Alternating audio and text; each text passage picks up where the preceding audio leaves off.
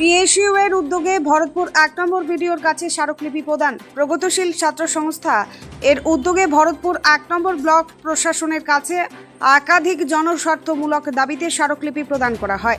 দাবিগুলির মধ্যে ছিল প্রশাসনের নিরপেক্ষ ভূমিকা নিশ্চিত করা, বিএলএলআরও অফিসে দুর্নীতি ও হয়রানি বন্ধ, ভরতপুর ব্লক প্রাথমিক স্বাস্থ্যকেন্দ্রের জরুরি বিভাগ নিচের তলায় স্থানান্তর, ভরতপুরে একটি কলেজ ও একটি গার্লস হাই স্কুল স্থাপন এবং সরকারি স্কুল শিক্ষকদের প্রাইভেট টিউশন বন্ধে কার্যকর পদক্ষেপ গ্রহণ।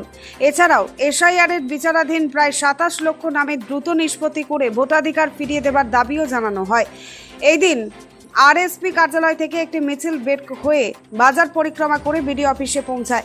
সেখানে অনুষ্ঠিত সভায় উপস্থিত ছিলেন পিএসইউ এর জেলা সম্পাদক রুবেল শেখ, রাকিবুল আলম, আরএসপির জেলা সম্পাদক নওফেল মোহাম্মদ শফিউল্লাহ, জামাল চৌধুরী সহ অন্যান্য নেতৃবৃন্দ।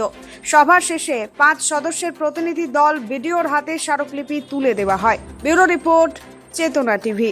এই ডেপুটেশন আজকে আমাদের যে দাবি, সেই দাবিগুলোর মধ্যে হচ্ছে আমাদের আজকে ৬ দফার দাবি। আমাদের যে ছাত্র সংগঠন আর পিএসইউ প্রগতিশীল স্টুডেন্টস ইউনিয়ন, সেই ছাত্র সংগঠনের যে দাবি করেছি ৬ দফার, সেই দাবিগুলোর মধ্যে আমাদের যেটা আছে, প্রশাসনকে সর্বক্ষেত্রে নিরপেক্ষ ভূমিকা পালন করতে হবে। বিএলআরও অফিসে সাধারণ মানুষের হয়রানি দুর্নীতি অবিলম্বে বন্ধ করতে হবে। তারপরে সরকারি স্কুলের শিক্ষকদের প্রাইভেট টিউশনি বন্ধ করতে কার্যকর ব্যবস্থা গ্রহণ করতে হবে।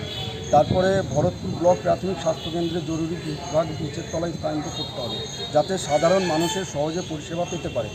আর আমাদের ভরতপুরে অবিলম্বে একটা কলেজ ও একটি গার্লস স্কুলের স্থাপনের ব্যবস্থা করতে হবে।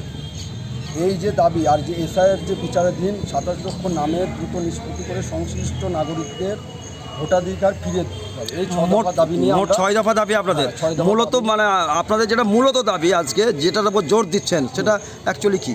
সেটা হচ্ছে সরকারি যারা স্কুলের শিক্ষক আছেন, ওনারা তো টাকা পাচ্ছেন, কিন্তু সরকারি যেটা নিয়ম বা একটা আইন আছে, সেই আইন অনুযায়ী ওনারা কোনো টিউশনি পড়াতে পারে না। তার সত্ত্বেও আমরা দেখছি অনেক সরকারি স্কুলের শিক্ষকরা টিউশনি পড়াচ্ছে। তার জন্য আমরা বিডিও সাহেবকে এটা আমরা বললাম যে যারা সরকারি স্কুলের শিক্ষকরা আছে, তারা যাতে টিউশনি না পড়ায় তার ব্যবস্থা আপনাকে গ্রহণ করতে হবে। যারা বেকার শিক্ষিত ছেলে, তারাই টিউশনি পড়াবে, কোনো সরকারি স্কুলের শিক্ষকরা এখানে টিউশনি পড়াতে পারবে না। হঠাৎ এই দাবি আপনাদের মাথায় এলো কেন? হঠাৎ এই দাবি এলো কেন? আপনারা দেখছেন যে আমাদের পশ্চিমবঙ্গে কিভাবে দিন দিন বেকারত্বের জ্বালা বাড়ছে। এত শিক্ষিত ছেলে, তারা মানে এমএ করেছে, কেউ বিএড করেছে, ডিএলএড করেছে, মাস্টার ডিগ্রি করেছে, কিন্তু এই সরকার বলুন ১৫ বছর টিএমসি সরকার ছিল, চাকরি বাকরি নেই। প্রথম কথায় বিজেপি সরকার এসেও এরা সেই ভাতার দিকে জোর দিয়েছে। তো এই ভাতা দিয়ে এরা চাকরিটাকে পুরো শেষ করে দিচ্ছে। তো এই যে বেকার যারা শিক্ষিত ছেলে, এরা যাবে কোথায়? এরা তো আর রাজমিস্ত্রি কাজ করতে পারবে না, এরা তো বাইরে যেয়ে পরিযায়ী শ্রমিক হতে পারবে না। এদের বাপ মাদের অনেক আশা আলো নিয়ে এদের বাপ মারা এদেরকে পড়িয়েছে। দুর্ভাগ্য হলেও সত্যি আমাদের রাজ্যে সত্যি চাকরি বাকরিটা একদমই নেই। যেটা চাকরি ছিল বামফ্রন্টের আমলে ২০১১-তে লাস্ট, তারপর আর কোনো চাকরি আছে বলে তো আমার দিয়েছে বলে মমতা আমার জানা নেই। তবে যেটাই দিয়েছে সেটা চুরি দুর্নীতি টাকা দিয়ে সেটা চাকরি হয়েছে, তারপর আবার সেই চাকরি বাতিলও হয়েছে। মূলত কতগুলো ভরতপুর এলাকার মধ্যে কতগুলো শিক্ষকের বিরুদ্ধে আপনাদের অভিযোগ যারা পড়াচ্ছে সরকারি স্কুল চাকরি করে? শিক্ষক আমাদের কাছে যেটা আছে মোটামুটি আপাতত 10টা নাম আমরা পেয়েছি, ঠিক আছে? তো আমরা এখন নামটা আমরা দিচ্ছি না।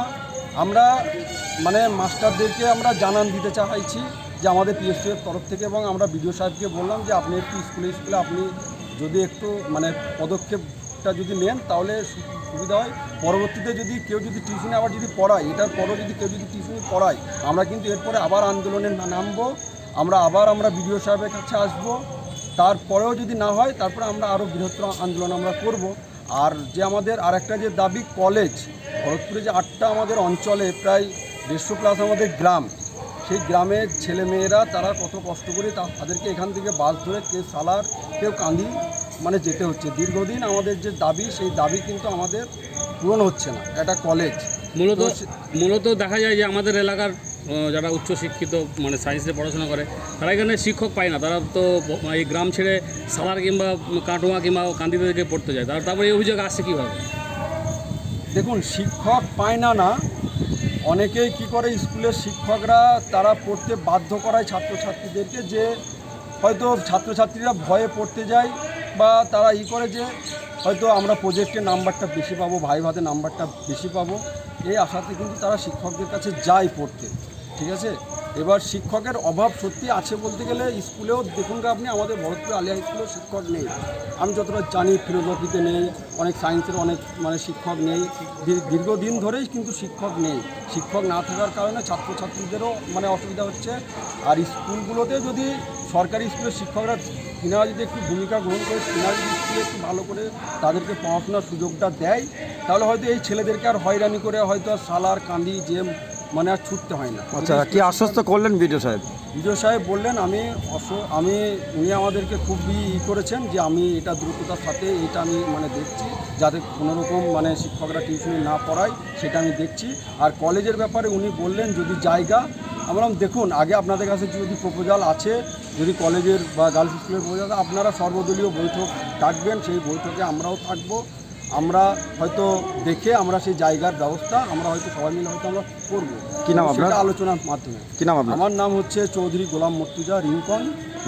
আমি যুব সেক্রেটারি এবং ছাত্রদের আমি পর্যবেক্ষক। ধন্যবাদ। এসি, ফ্রিজ, টিভি বা ওয়াশিং মেশিন কেনার কথা ভাবছেন? তাহলে আর দেরি কেন? মাত্র 1 টাকা ডাউন পেমেন্ট আর 0% ইন্টারেস্টে এখনই বাড়িতে নিয়ে যান আপনার পছন্দের মতো যে কোনো ইলেকট্রনিক সামগ্রী। জীবন্তীর মন্ডল স্টোরসে পাওয়া যাচ্ছে AC, fridge, cooler, TV, washing machine, micro oven, geyser, water filter, pressure cooker সহ বহু প্রয়োজনীয় জিনিস।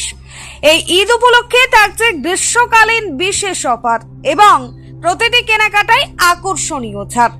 অফারের লটারি কুপনে আপনি পেয়ে যেতে পারেন ওয়াশিং মেশিন থেকে টিভি, মোবাইল প্রাইজ। তাই আজই চলে আসুন জীবন্তীর মন্ডল স্টোরসে। প্রযত্নে গৌতম মন্ডল, জীবন্তী, কান্দি, মুর্শিদাবাদ। যোগাযোগ নম্বর 9732983719 অথবা 8597123244। জীবন্তীর মন্ডল স্টোরস মানে স্বল্প মূল্যে নামী কোম্পানির একমাত্র ভরসা।